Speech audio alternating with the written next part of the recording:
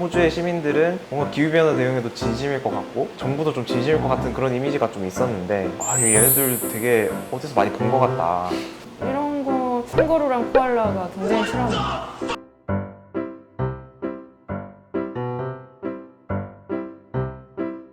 석탄 반대 외길 인생 오동재 씨와 연희동에서 오신 성환님 나오셨습니다.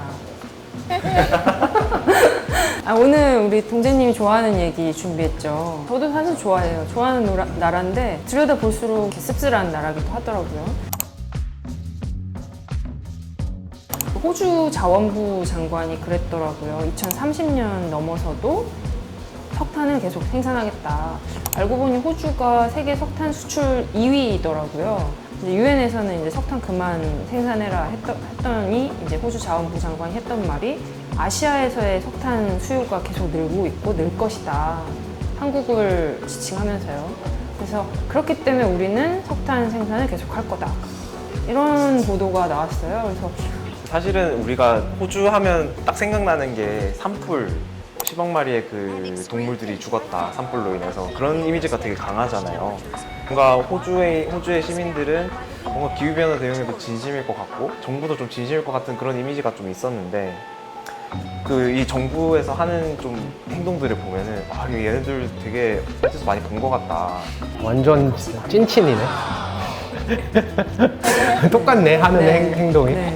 피해를 많이 보는 나라에서 당연히 기후변화 대응 잘해야 되는데 되게 땅덩어리가 넓다 보니까 자원들이 되게 많이 있어요. 주로 화석연료가 수출품에서 항상 상위 품목을 차지를 하더라고요. 그래서 좀 이 업계의 그 입김이 정부의 정책들을 정하는 데도 굉장히 좀 많이 작용을 하지 않나.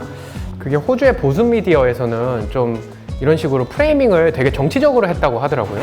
약간 기후위기에 대해서 이야기하면은 너는 일자리를 반대하는 헛소리하는 진보, 약간 이런 식으로 프레이밍이 돼서 우리가 일자리가 중요한데 지금 기후위기에 대해서 이야기하는 것보다 이게 더 중요하다, 이런 식으로 프레이밍이 좀 됐다고. 아까 성환님이랑 따로 얘기할 때 나왔던 게 그 루퍼트 머독, 그 사람이 호주 출신 언론 재벌인데 그 사람이 좀 소유하고 있는 뉴스코프라고 하는 그 언론 그룹의 그 언론사들이 굉장히 영향력을 많이 행사를 하고 있는 거예요. 그래서 그 언론이 이제 보수 성향이 굉장히 강한 색채를 띠다 보니까 한국은 이제 이런 게 좀 균형이 어느 정도는 맞고는 있는데 아닌가?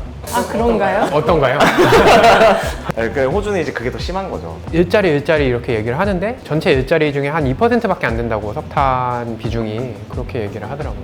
2%밖에 안 되는 일자리를 지키기 위해서 석탄 생산을 유지하고, 이 논리가 사실 우리 생각엔 잘 이해가 안 되죠. 발전 비중도 되게 편향돼 있어요. 석탄 발전이 한 50에서 60%고 천연가스 발전이 20%, 그리고 나머지는 이렇게 20% 이렇게 좀 굉장히 낮네요.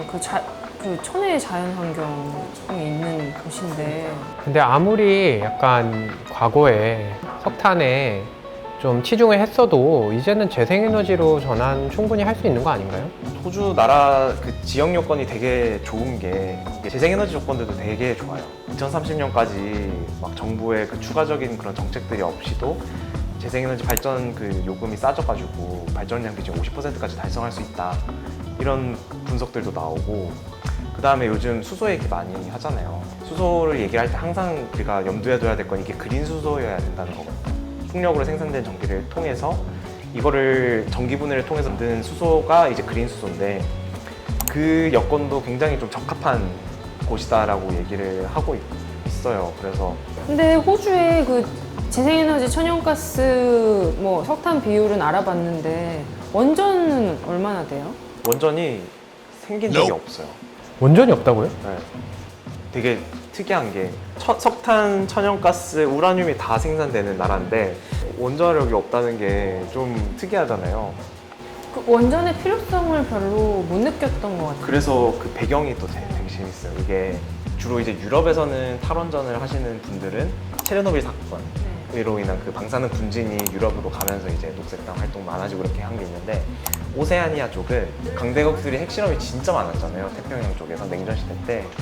그때 그 핵에 대한 반감이 굉장히 많이 커졌던 거죠.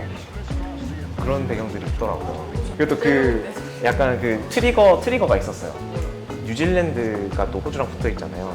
그 뉴질랜드의 그 그린피스 활동가들이 프랑스의 그 핵실험을 반대하려고 항해 배를 띄워가지고 핵실험 부지에 이렇게 돌아다니는 그런 게 있었는데 그걸 준비하고 있던 현지인들로 구성된 선박이 좌초가 돼요.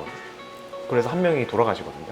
근데 알고 봤더니 그 프랑스의 그 요원들이 여기 폭탄을 설치해놓고 그린피스 배에 폭탄을 설치해놓고 튀어서 터져가지고 가라앉아서 한 분이 돌아가신 거죠.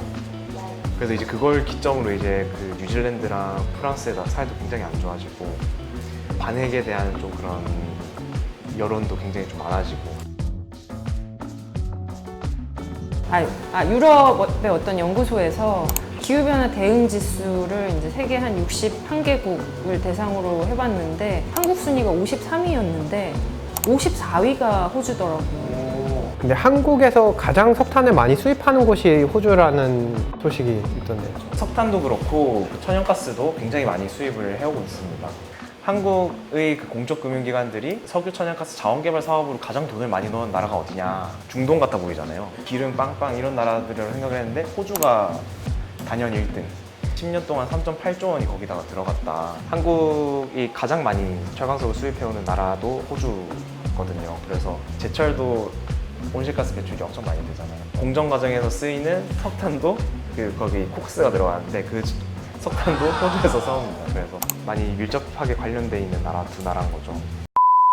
호주와 기후변화 뭐 이렇게 검색하다 보면 이 기업 이름이 엄청 많이 검색이 되죠. 그렇죠. SKENS. 이 회사는 지금 거기서 뭐 하는 거예요? 열심히 그렇게 일들을 하시고 있겠지만 우려스러운 부분들이 많죠. 호주 북부 지역에서 가스전 사업을 하나 하고 있는데 여기서 막 온실가스 배출이 좀 많이 되는 게 아니냐. 거기 있는 환경단체들이 서한을 쓰기도 하고. 최태원 회장 인스타그램 팔로우하고 계시잖아요. ESG 경영을 하는 기업인들은 흠모하기 때문에 다 팔로우를 하고 있는데 어느 날 인스타그램 게시물을 올렸어요. 근데 어디서 친숙한 그래프가 나오는 거죠. 알고 봤더니 그 국제에너지기구 IEA에서 발간한 그 리포트를 정리한 내용을 보시고 있었는데 딱 봤던 게 올해부터 신규 가스전 개발하면 안 된다 하는 게 거기 들어가 있는 거예요. SK 회장이 이걸 또 공부를 하셨네. 이 사업 개발하면 안 된다는 거를 아셨겠다. 나름 희망을 품을 수 있을 것 같은데요. 한번 회장님께 얘기 한마디. 한번 부탁 한번 네. 해주세요. 네. 무슨 부탁이요? 네. 팔로우. 이거를 보시는 회장님께. 네, 게시물 잘 보고 있습니다. 댓글은 제가 달지 않더라도 좋아요는 계속 누르고 있는데요. 아니 요구사항. 요구사항.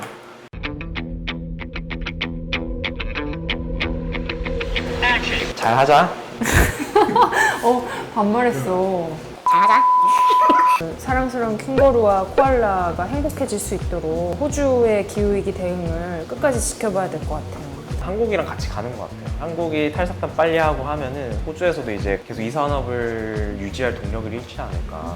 돈을 대는 수입 국가가 더 이상 석탄 안 사겠다면 그 움직임을 바로 캐치하겠죠. 그런 날이 빨리 오기를 기대하면서. 자, 그러면 다음에 또 뵙겠습니다. 다음에 안녕. 또 봐요. 안녕.